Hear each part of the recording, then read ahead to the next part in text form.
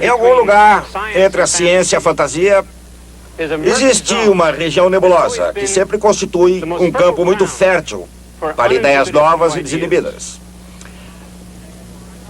Essas ideias acabam desaparecendo na história como a música das esferas, ou se fossilizam em superstição como a alquimia e a astrologia. Mas antes que isso aconteça, elas podem perseguir a imaginação do homem durante séculos. Elas produzem seus efeitos sobre a ciência e os cientistas. Hoje, gostaria de contar a vocês a história de uma dessas ideias sombrias. Roger Boscovich. Nasceu em 1711, filho de mãe italiana e pai iugoslavo. Estudou para ser jesuíta, mas fez muitas coisas. Foi arquiteto, arqueólogo, diplomata, escritor e outras coisas mais. Não era um cientista, mas era letrado em ciências. Um dia, ele teve uma ideia. Suponhamos que a matéria consista de átomos. Essa ideia é velha. A novidade é que sabemos hoje, segundo Newton, que quando essas massas estão distantes umas das outras, uma força age entre elas. Ele elaborou um diagrama mais ou menos assim. Aqui é força, aqui é zero. E nesse eixo a distância entre dois átomos. Quando os dois átomos estão distantes um do outro, disse ele, a força entre eles é de atração. Isto é, menor do que zero. À medida em que se aproximam uma da outra, essa força torna-se maior, já que varia com o inverso quadrado da distância. Mas isso se aplica quando os dois átomos estão muito distantes entre si. Poderíamos querer verificar se isso ainda é verdade quando eles estão muito próximos entre si. Suponhamos que quando eles se aproximam muito um do outro, essa força se transforme e se torne não mais atrativa, mas repulsiva. Ela vai acima de zero nesse tipo de diagrama. Ficaria assim. Quando se aproxima ainda mais, a força vai tornar-se novamente atrativa, assim, e talvez novamente repulsiva. Ele diz, se a força tem essa forma, quando os átomos estão a essa distância, não existe força entre eles. Esse é o ponto onde a força é zero. O mesmo nessa posição e nessa outra. Não há força nenhuma entre os átomos. Mas essas posições não são equivalentes entre si. Nessa posição, por exemplo, embora a força aqui seja zero, caso os dois átomos se distanciem um pouco mais um do outro, a força torna-se repulsiva positiva e tenta separá-los. Se os átomos se aproximam um do outro, a força torna-se atrativa, negativa, e tenta uni-los novamente. Embora não exista força nessa posição, a posição não é estável. Por outro lado, suponhamos que estejam nessa posição aqui. Então não haverá força entre eles. Caso se aproximem um do outro, a força entre eles torna-se positiva, repulsiva e tenta afastá-los. Caso se afastem, a força torna-se atrativa, negativa e tenta uni-los. Essa posição é uma posição de equilíbrio estável. A ideia é que os átomos podem estar unidos em teias estáveis de matéria, constituindo o mundo que podemos observar. Essa não é uma ideia científica legítima, pois não faz nenhuma previsão. Não há como testá-la. Mesmo assim, é uma ideia extraordinária. A ideia é que a matéria é constituída de átomos unidos por campos de força em posições de equilíbrio estável. A legítima descoberta científica dos átomos foi feita no século seguinte por John Dalton. A legítima descoberta científica de campos de força foi feita no século seguinte por Michael Faraday. Ambos foram fortemente influenciados por essa ideia estranha e nebulosa de Roger Boscovich. Estabilidade. O estado de um objeto que retorna ao seu ponto de partida depois de perturbado. Como uma bola de gude. Todo átomo de cada objeto sólido no universo mecânico se encontra numa posição de equilíbrio estável. Uma posição não muito diferente da teia de matéria imaginada por Roger Boscovich. Mas enquanto Boskowitz concebeu a estabilidade em termos do jogo das forças newtonianas, a ideia influenciou no conceito dinâmico de energia. Talvez ninguém aprecie mais o fluxo de energia do que um bombeiro, especialmente quando o calor se vai. Calor é energia. E energia, em suas muitas formas, é uma das dinâmicas propriedades do universo. Qualquer que seja a sua forma e independente de sua finalidade, a energia está em toda parte. E sempre estará, como sempre esteve. Não importa os usos e abusos que se façam dela, a quantidade total de energia no universo jamais diminui.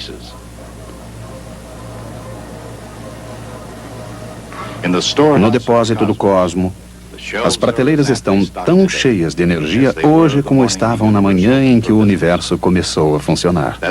Isso acontece porque a energia é conservada, sem exceção, de forma estrita e absoluta.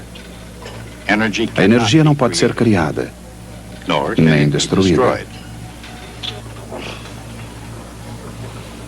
Mas pode ser transformada de muitas formas diferentes. A energia pode ser potencial e cinética.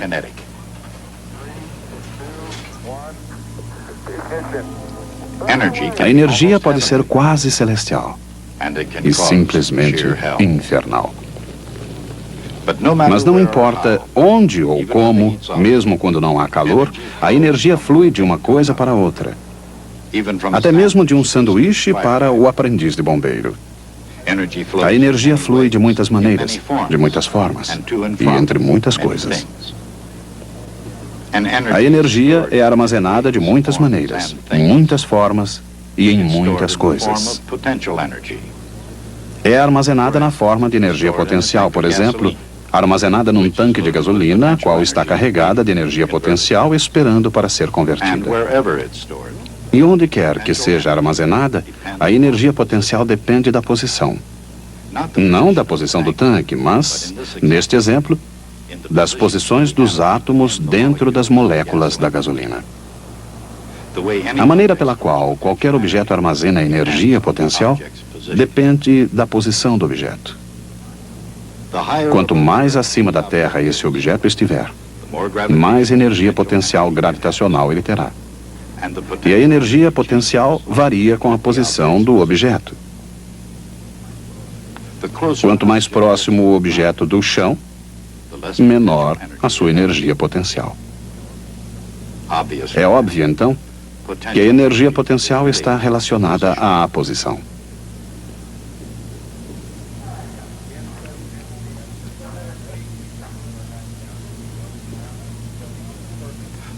Enquanto a energia potencial está relacionada à posição,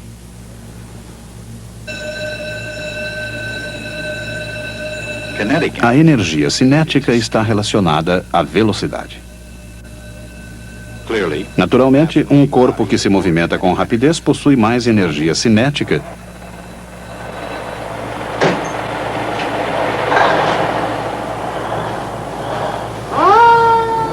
que um outro que se movimenta lentamente.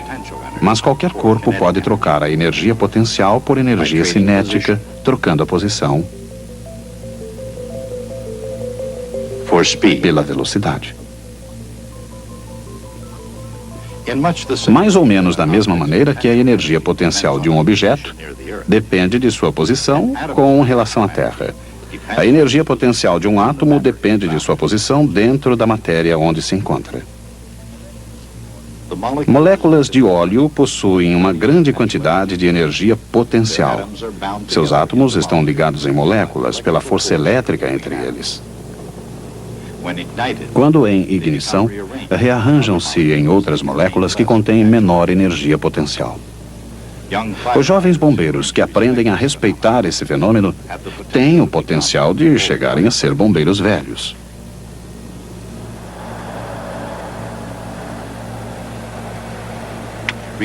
Independentemente da idade e das circunstâncias específicas, a responsabilidade essencial de um bombeiro é apagar incêndios. Essa tarefa exige frequentemente o uso de água. Primeiro, obter a água. Depois, levar a água do chão até as chamas. Isso significa, no final, dotar a água de energia potencial. Mais uma vez, podemos observar o onipresente fluxo de energia, até mesmo no fluxo da água. Aqui há um trabalho a ser executado. Esse trabalho, proporcionado pela força da pressão da água, se transforma primeiro na energia cinética da água, deixando o bocal em alta velocidade. Quando a água sobe contra a força da gravidade, alguma energia cinética se transforma em energia potencial.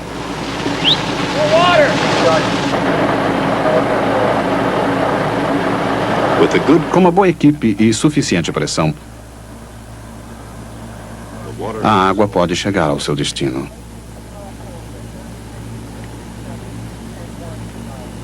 De uma maneira ou de outra, o homem sempre desejou se elevar cada vez mais alto. Neste século, alguns chegaram a subir até uma altura de 400 mil quilômetros. E no século passado, esse impulso ascendente também foi muito forte, pelo menos na fértil imaginação de Júlio Verne. A viagem lunar, por ele imaginada, foi feita nas asas de um foguete disparado por um canhão. Impossível. Talvez.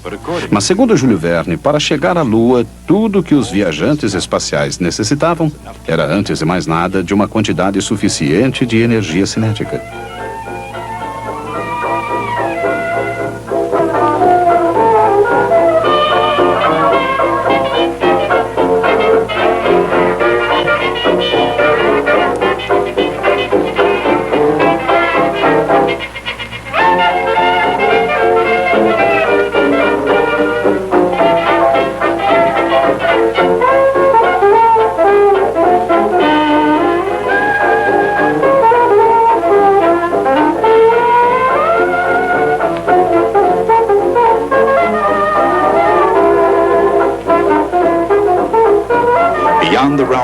Fora do campo da ficção científica, a gravidade da Lua pode, de fato, ajudar um projétil a concluir sua jornada.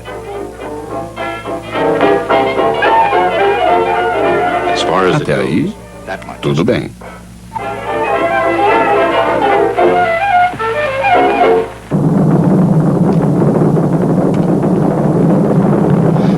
Mas será que um veículo seria capaz de deixar a Terra sem um motor próprio?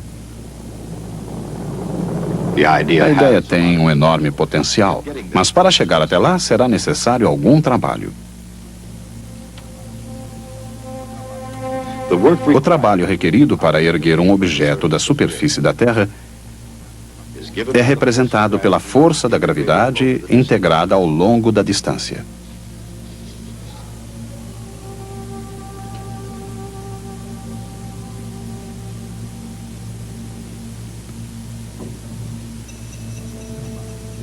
O trabalho é a variação da energia potencial.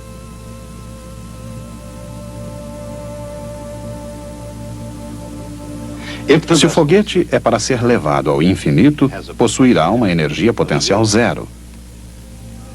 Assim, na superfície da Terra, sua energia potencial é negativa. Para escapar da Terra, ele deve receber alguma energia cinética. O suficiente para que sua velocidade não se reduza a zero antes que ele chegue ao infinito. Sua energia total é zero, tanto no infinito quanto na superfície da Terra.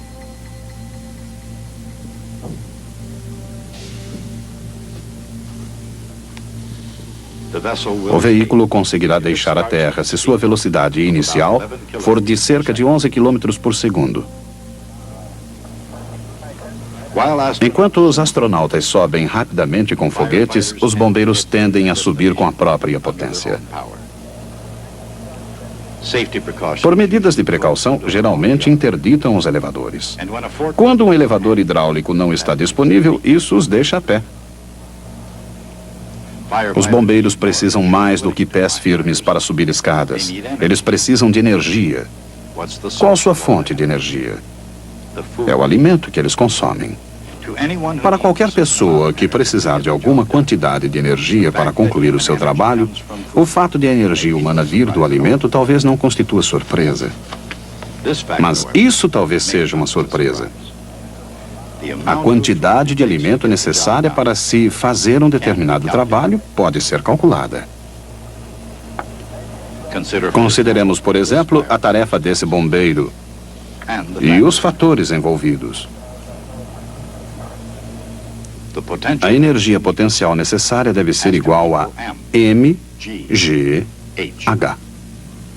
Isso equivale à sua massa vezes a aceleração da gravidade, vezes a altura que ele atinge. Um bombeiro médio com roupas especiais pesa cerca de 90 quilos. A aceleração da gravidade é mais ou menos 10 metros por segundo ao quadrado. Um prédio de 10 andares tem cerca de 30 metros de altura. Assim, a energia potencial final do bombeiro, se ele tiver que subir os 10 andares, será 90 vezes 10 vezes 30, ou 27 mil quilogramas vezes metros ao quadrado, por segundo ao quadrado, também conhecido como joules, em homenagem a James Joule. Joule demonstrou que cerca de 4,2 joules equivalem a 1 caloria de calor. Assim, a energia potencial do bombeiro, mgh, corresponde a pouco mais de 6.000 calorias. Mas uma caloria alimentícia, o tipo de caloria sobre a qual os livros de regime não param de falar, é representada por C maiúsculo. E equivale, na verdade, a 1.000 calorias térmicas. Assim, o resultado líquido do esforço desse bombeiro, se ele tiver que subir até o alto do prédio de 10 andares, seria transformar cerca de 6 calorias alimentícias de suas reservas de energia em energia potencial. Essa é a minúscula fração transferida para a energia potencial do seu corpo 30 metros acima do chão. Para transformar a energia alimentícia em energia mecânica, o corpo humano é uma máquina surpreendentemente ineficiente.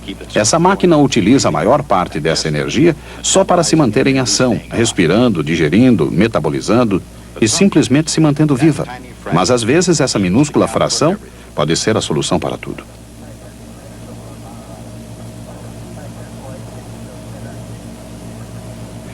Essa minúscula porção torna-se força muscular vezes altura. Essa migalha de energia alimentícia transforma-se em trabalho. E trabalho é a transferência de energia de uma forma para outra. Um corredor, por exemplo, luta contra a própria inércia, transformando a energia alimentícia em energia cinética. Um saltador também começa fazendo o trabalho de se movimentar. Mas em termos de energia, ele leva as coisas ainda mais longe. Agora que ele já possui energia cinética, o praticante do salto com vara transforma a sua energia cinética em energia potencial, que é armazenada na vara. Essa energia, por sua vez, torna-se a energia potencial do próprio corpo do atleta pairando sobre a barra. A partir desse ponto, sua energia potencial volta a se transformar em energia cinética, finalmente dissipada em calor inútil. Apenas para manter o corpo vivo, o homem transforma constantemente energia alimentícia em outras formas de energia. Mas quando uma atleta exige o máximo do corpo, ela transforma apenas uma fração de sua energia alimentícia na variedade cinética ou potencial. Contudo, independentemente da quantidade usada, corpos em movimento ilustram muito bem a ideia de energia. Não importa a atividade. Impelir o corpo é trabalho. O trabalho é uma força, no caso, uma força muscular aplicada através de uma distância. O trabalho transfere a energia de um sistema para outro. Por exemplo, do interior de uma máquina infinitamente complexa, o corpo humano, para uma forma mais simples e visível, como a energia cinética e potencial de um disco durante o lançamento, ou a energia potencial de alguém subindo uma escada. Naturalmente, subir uma escada requer equilíbrio. Assim como lavar janelas também. No mundo físico, quando todas as forças estão balanceadas, existe equilíbrio. Mas o simples equilíbrio não é uma garantia de segurança. Segurança. Para se evitar acidentes como escorregões, tropeções e outros, é necessário um tipo especial de equilíbrio, o equilíbrio estável.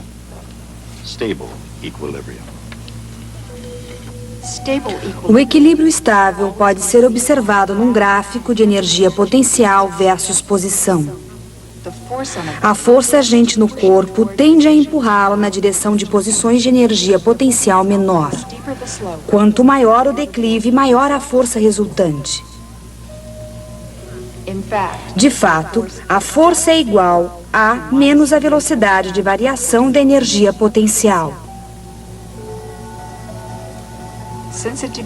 Como ela depende do declive da energia potencial e não do seu tamanho, a energia potencial pode ser positiva ou negativa sem alterar o seu efeito.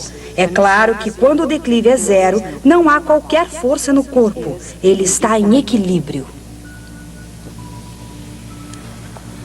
Esse equilíbrio pode ser estável, como no caso de se estar aninhado com segurança num vale, ou instável, como ao se estar empoleirado de forma precária num pico. Em termos de força, esta é exatamente a imagem que Roger Boscovich tinha em mente. A energia potencial de um par de átomos de hidrogênio, por exemplo, tem uma posição de equilíbrio estável.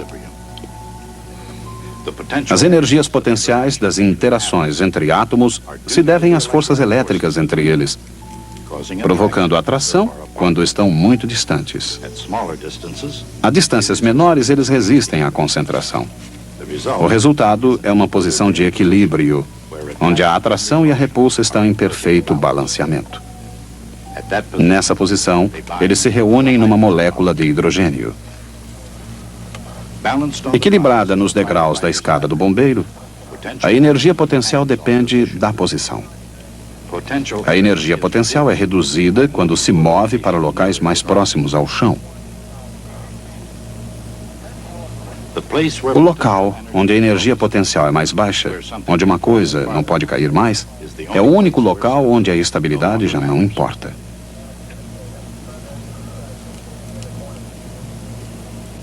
Quando um objeto inicia seu movimento e depois retorna à mesma elevação, a alteração de energia potencial é zero. Assim, do ponto de vista da física, apesar de toda essa saudável atividade, nenhum trabalho foi realizado. Ao mesmo tempo, exatamente em virtude de toda essa saudável atividade, um trabalho muito importante foi realizado. O curioso, quando a questão é analisada de uma perspectiva histórica, é que esses corpos fazem isso voluntariamente. Nos maus tempos, as máquinas eram utilizadas para transmitir e ampliar forças, mas não se pode dizer que os personagens eram voluntários. Ao contrário das máquinas de hoje, que aumentam a resistência do corpo, essas máquinas alongavam o próprio corpo. Muitas vezes, a simples visão dessas máquinas levava o pecador a confessar todos os seus pecados, reais ou imaginários. Essa prática, usada com muita eficiência contra prisioneiros aterrorizados, era conhecida como a apresentação dos instrumentos. Agora chegamos a um ponto crítico em nossa jornada. Aprendemos o que é força, aceleração, energia, trabalho e, na verdade, todas as ferramentas necessárias para resolver os problemas de mecânica. Que tipo de problemas você está preparando para resolver? Aqui está um bom exemplo. Isto é um plano inclinado. No plano, um carrinho de massa dada. Aqui está o carrinho. A massa aplica uma força diretamente para baixo. Está preso ao barbante que corre sobre uma polia descendo em seguida. Aqui outra massa pendurada que exerce uma força para baixo nessa direção. Nesse ponto existe um certo coeficiente de atrito entre o carrinho e o plano. O plano é inclinado num ângulo dado, θ. A pergunta que poderia ser feita é: qual deve ser essa massa para que o carrinho mal consiga sair do lugar? Vocês sabem tudo o que é preciso saber para resolver esse problema. Vocês poderiam muito bem perguntar que avanço teria a cultura universal se você conseguisse encontrar uma solução para esse problema. Nenhum, é claro. Mas você teria uma chance de experimentar as ferramentas que aprendeu. E eu poderia descansar um pouco enquanto você resolvesse o problema. Acima de tudo, esse é um problema tradicional. Centenas de gerações de estudantes enfrentaram problemas de planos inclinados e polias. É claro que sabemos que já naquela época os estudantes consideravam a mecânica uma matéria chata. Nossa tarefa é fazer com que sintam prazer em aprender ciência. E chegamos ao ponto onde, tradicionalmente, chateamos alunos com problemas. O que fazer, então? Os comitês que controlam o nosso trabalho debateram o problema e, finalmente, chegaram a uma conclusão. Fomos autorizados, então, a lhes apresentar os instrumentos.